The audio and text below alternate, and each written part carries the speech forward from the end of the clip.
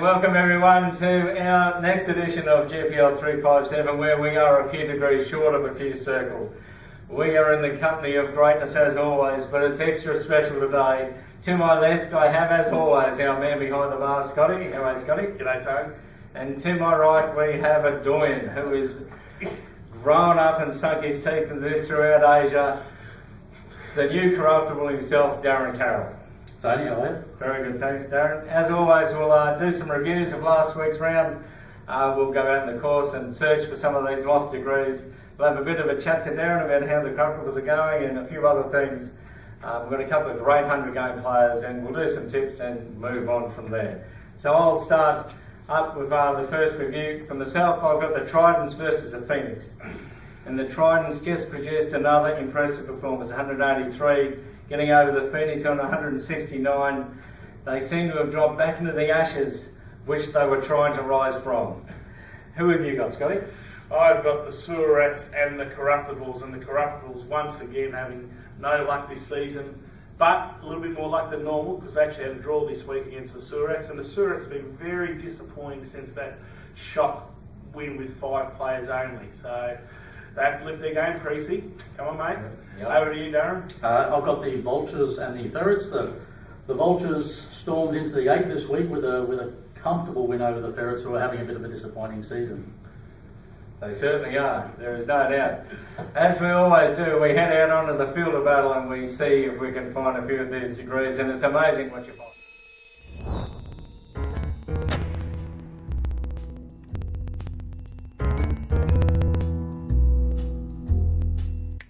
And here we have out here in the old Corruptibles uniform. You're looking magnificent. It's great to see the Biggie Smalls out having a run again.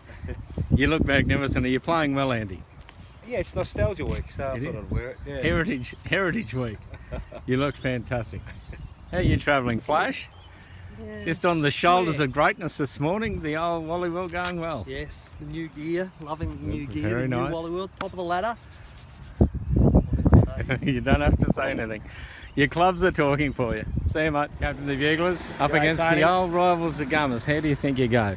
I think we'll go okay. We've hit a snag a couple of weeks ago, but we came back strong. Did? We're good today. They've got a few morning players. I think we've almost got it in the bag already. I don't think they've put too much up. No, they're struggling with the Gummers these days. So once a formidable side, but no longer. Well, keep going, big fella. I saw that going a bit right. That went very right. I think I got a hole in one of 13. No worries, mate. Hard weekend after the Warrnambool races Very for the hard. Lennonses. We didn't make any money down there, and I'm losing money today. We survived again. Yeah, survived again. Did you go over any of the jumps down there? We didn't lose our one, we just lost our money. Apparently there was room for a couple of rides on some horses down there. You might have been jockeys. Yeah, but I was drinking with them. I was drinking the jockeys. We were over 0.02 as well. Yeah. Oh, I could imagine. How are you travelling today? We're doing all right. Good stuff. Keep going. Keep going. It's gonna be Beautiful a day. tight game today, so. I think so. Yeah. See you guys. Obviously, I'm keeping. We're going to. Something's going to count. Take it for the break. Exactly. That'll be everyone. And welcome back. And the Tunners always have a great time down at Warrnambool.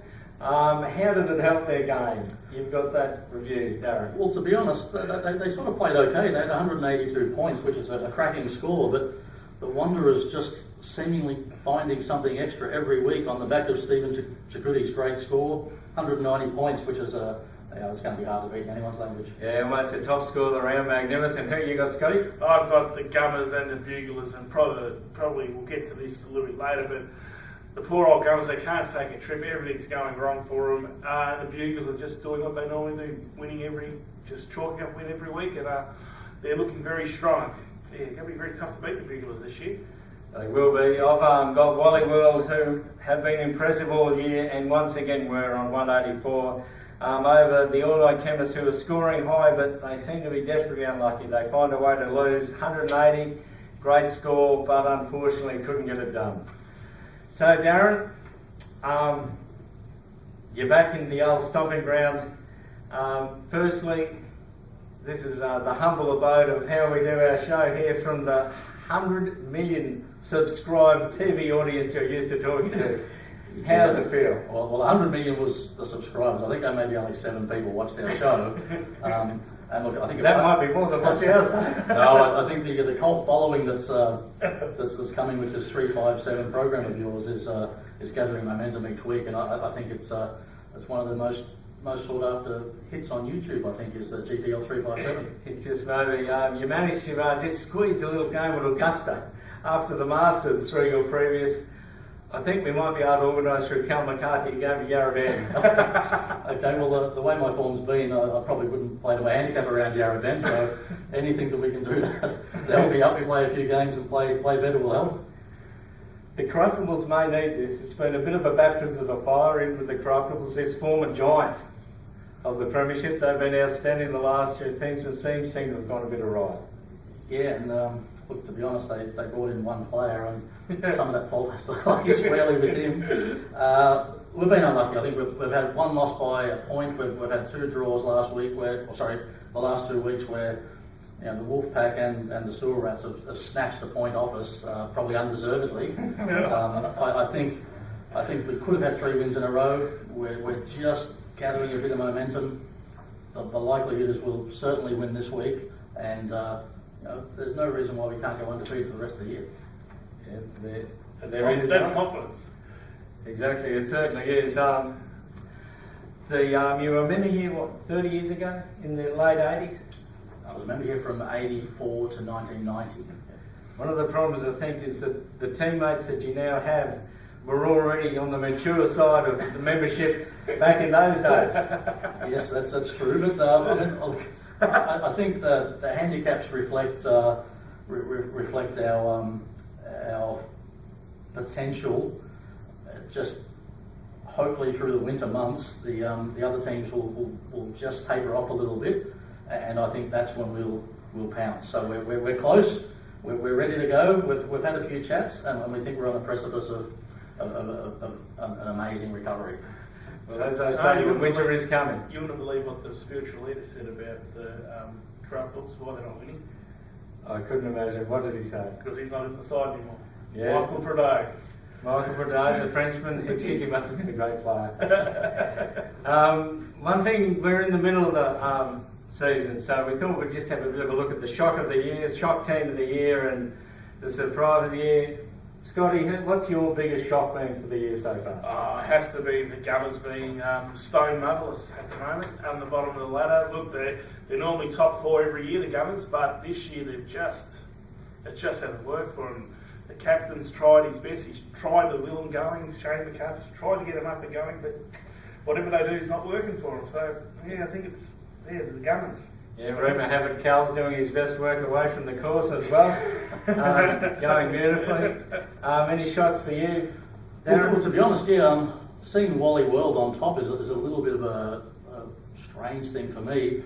A lot of low markers in that team. I watch them tee off every Saturday on the first. They all need woods on the first. They do. So I'm trying to work out where the winds come from. But they're steady, and they all seem to float in and around their handicap, which is what you have to do in this competition.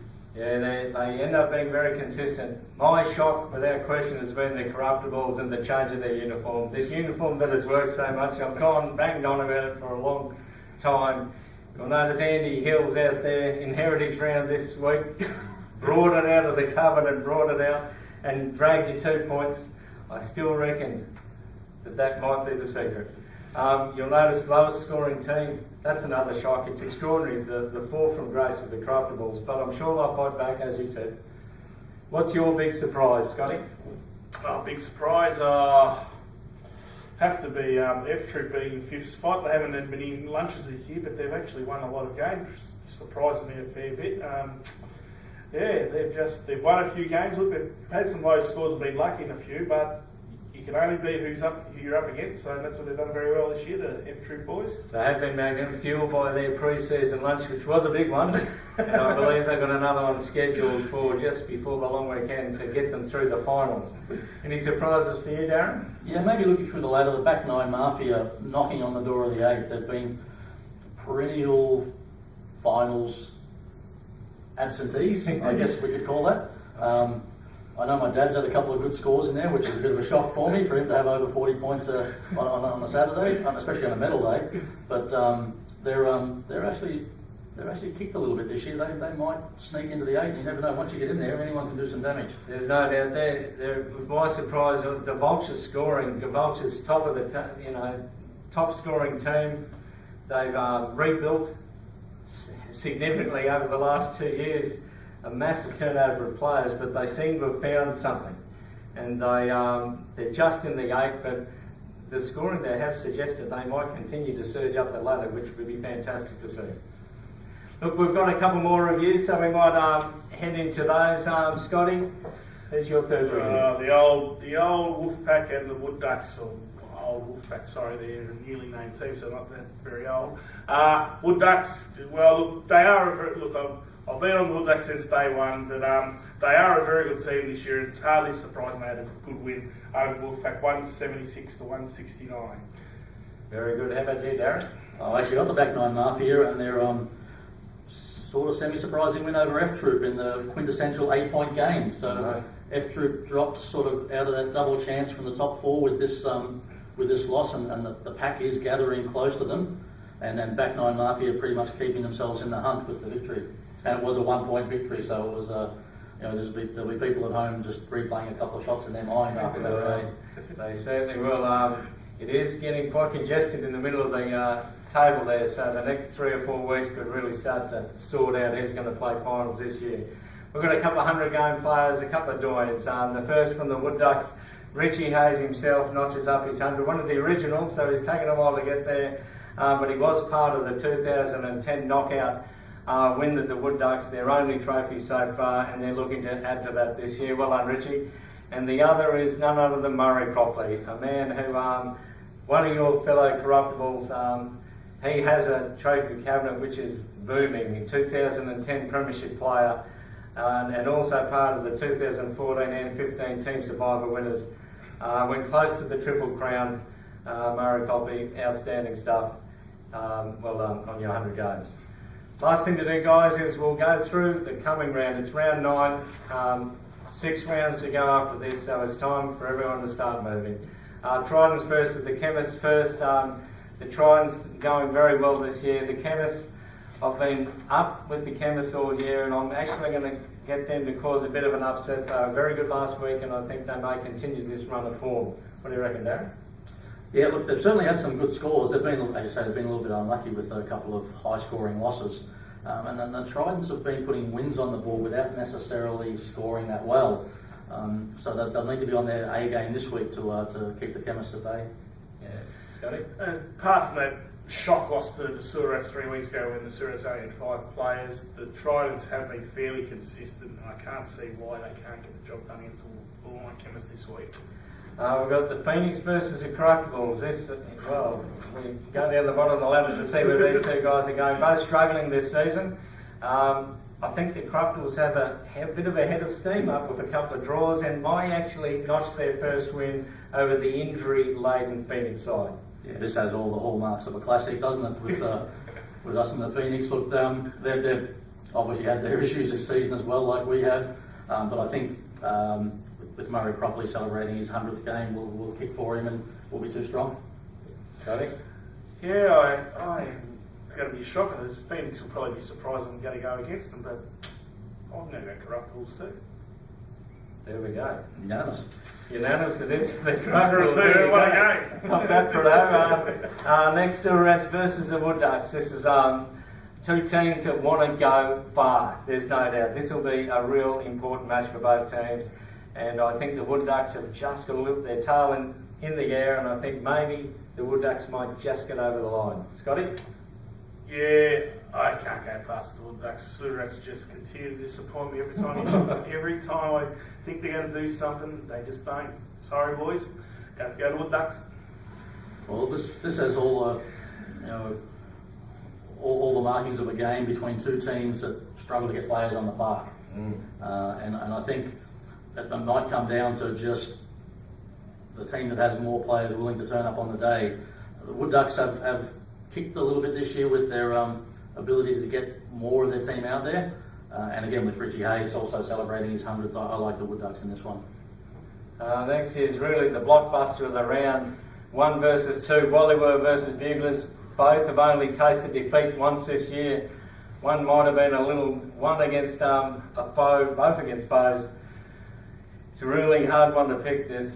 You've got the consistent Wallyworth against the Buglers that have the ability to go deep. I think Wallyworth in a close one.